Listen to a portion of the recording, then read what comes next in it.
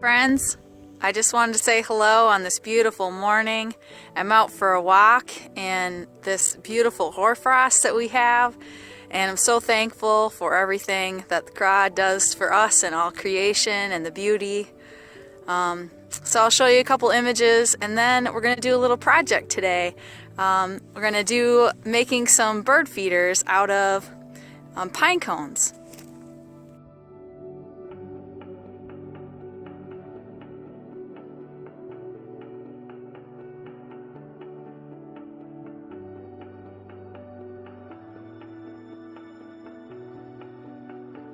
Here I am out for a walk in southwest Minnesota. I live a few miles outside of Ballatin. I have an acreage here, and it is gorgeous this morning with all this beautiful hoarfrost that's been on the trees. And I've been out taking some pictures. I came out three times, but now the sun is in full form and everything is burned off. You can see all the neighbors' places that are just gorgeous, their groves. This is where I like to hang out sometimes, do some target practice shooting, just spend some time in nature. And there's a big grove outside of my property, and this is the only spot that's not full of snow, so it's kind of fun. But I was thinking that this image here is like walking in God's cathedral. You know, it's just absolutely gorgeous with the pillars and everything coming up. So it's been a beautiful morning out here. It's fun in the snow, fun in southwest Minnesota, fun to share all of these gorgeous images of God's coloring on every little thing, you know, flags and whatever it may be. It's just perfect. It's gorgeous. So I'm taking a class this week on rural immersion and rural ministry. And being from rural Minnesota, all of my life really, I was like, what am I going to learn in this class? But I have learned so much about really what it means to be one with creation, one with the land, and how one's identity as a farmer or someone who lives out here really identifies and really characterizes who they are. Being one with the land is just this connection that can't be taken away by anything. And I just love the open spaces and being able to see what's going on for miles as you walk along. This is the edge of my property here, and in the field. It's just gorgeous, is it not? It's just an unbelievable sight, and something that I never want to lose is that connection to space and place and who you are and where you're from. The truth of the matter is that life in rural America can be really hard.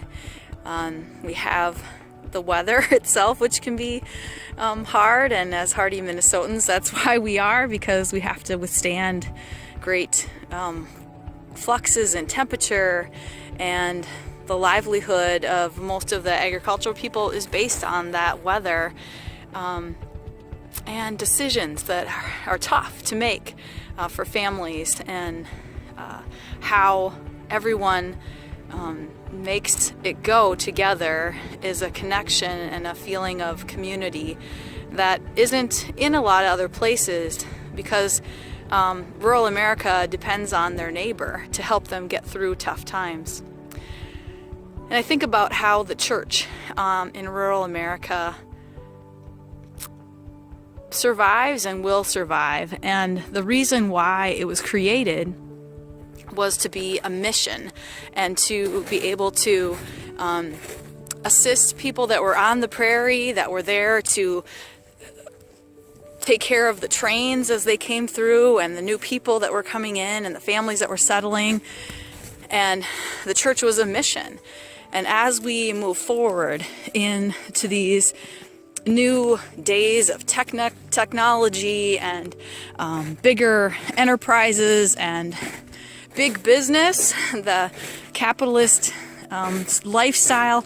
How will the rural American and the rural farmer, how will they survive in these changing times?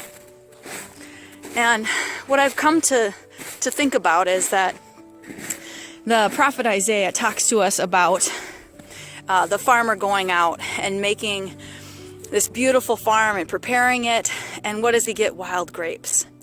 And the prophet Jeremiah talks to us about this warring time when God knows that his people are in jeopardy, but yet he tells them to go out and buy land. And so as the American farmer faces change and new dilemmas and changes, how can they turn those wild grapes into the hope of new land?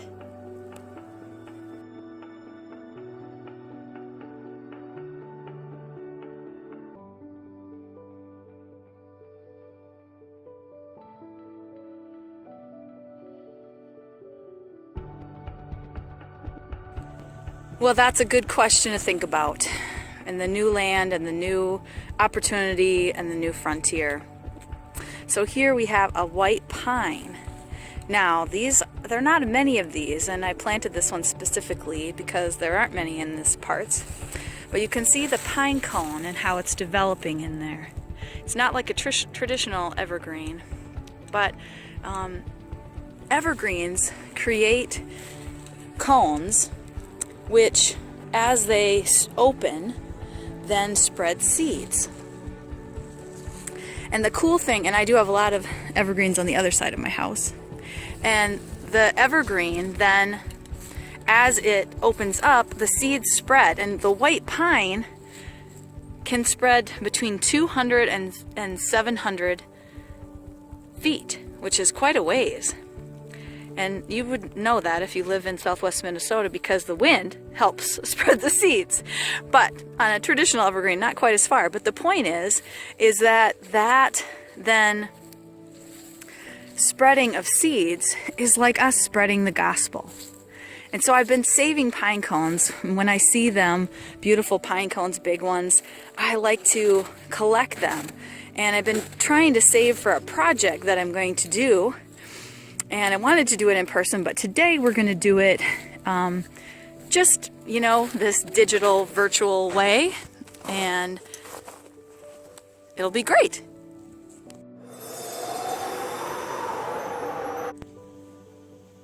Hi guys. So I'm ready to do the project. I came inside. I didn't want to come in. It was so beautiful outside. But part of being creative in the winter is to find fun projects to do. And so I was telling you about my pine cones that I've been collecting for lots of years. And I've got a whole bag of them here that I've picked up. And so I picked out some about this size. It doesn't really matter what size. I like the big ones to decorate with, so I don't use those, but I picked up a bunch. And you will need bird seed, which you can get anywhere. I do like to put it in a container like this, so then it's easier to work with. And it's good to have some wax paper. I'm not advertising for anything, but wax paper, and you put that in like a box or something like this, just so it's easier, a little less mess for mom and dad to clean up later. And lard. Now, I don't know where you're going to get lard, but if you have access to lard, if you save from your own cookings some lard back, or peanut butter works as well, okay? So we'll have that. I got this from a friend of mine who we did this project a while back, and I just put it in the freezer. When I'm done with it, make a few, and then have it later so I can do it again. So I've got my you also would like some twisty ties that you use on garbages. I know we all throw them away because we never use them, but they're good for this project too. And some cellophane or plastic bags work to wrap everything up when we get done. So those are the basic things that you need besides string. Now this comes in any color, doesn't have to be any certain size, it can just be any kind of string that you have. Thread is really too hard to tie knots in, so I wouldn't suggest that, but any kind of string. So the first thing that you do is you take your pine cone and you tie a little knot. And you have to go around, down into the pine cone a little bit, and so that when it holds, okay? And then what I like to do is put a little bit of hot glue just to kind of hold it in place, because these winds in this part of the country are really strong. So I like to put a little bit of glue in there just to hold it into place. And here's my lunch cooking in the crock pot. Another good Midwestern thing is that we cook in crock pots. So then you take your string and you want to make a loop on it. So then you want to tie the other end too, because then once it's on a loop, you can hang it anywhere. And like on a tree branch or from something hanging from your house. And then that's neat way to display it, and also for the birds to come and eat from it. It's easier for yourself. But it is hard to do the loop. It's probably one of the hardest things in this project is to get that second loop around there. But it is helpful to have that glue in there because it kind of helps it stay in place. And when you put the second loop in, and I always double knot it, you know, I was a basketball coach for many years, and when I would say, we're not taking breaks to tie your shoes, so double knot your shoes. Do that with these as well, double knot.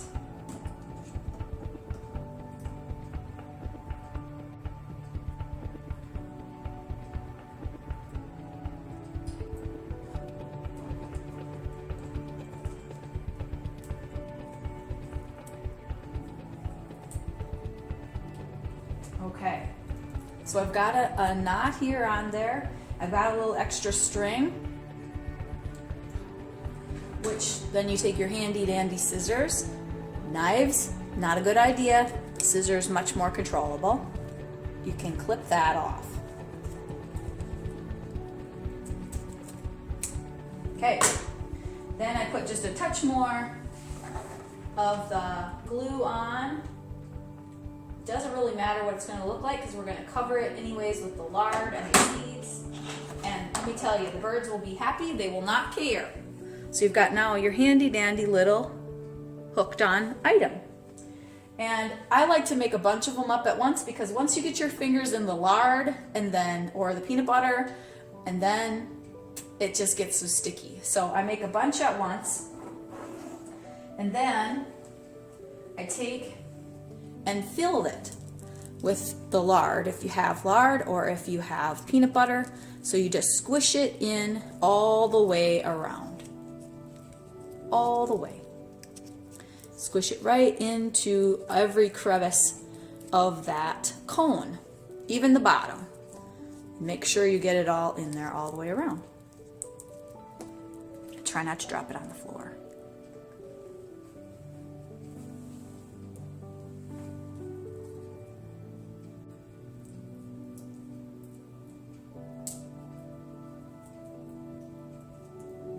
Now, as I was saying before, these pine cones are a gift from God, right? And a creation of God.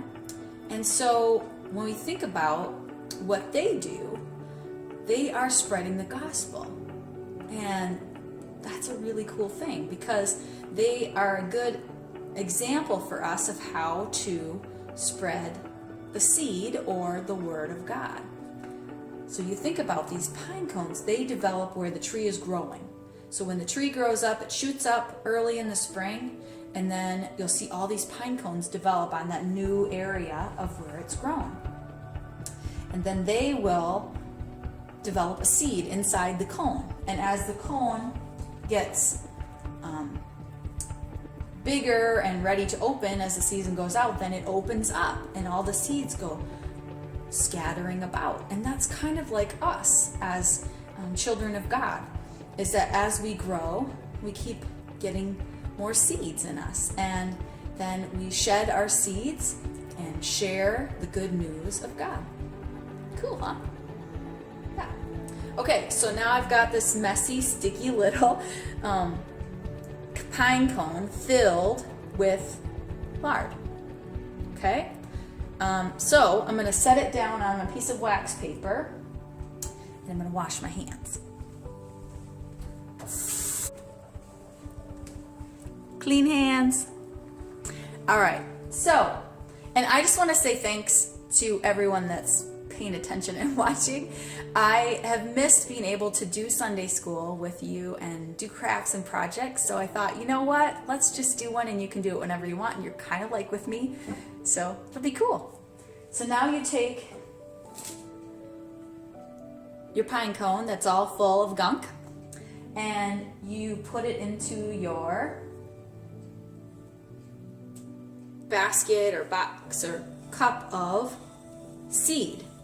And I like to roll it around in there and get as much on there as I can on every side of it.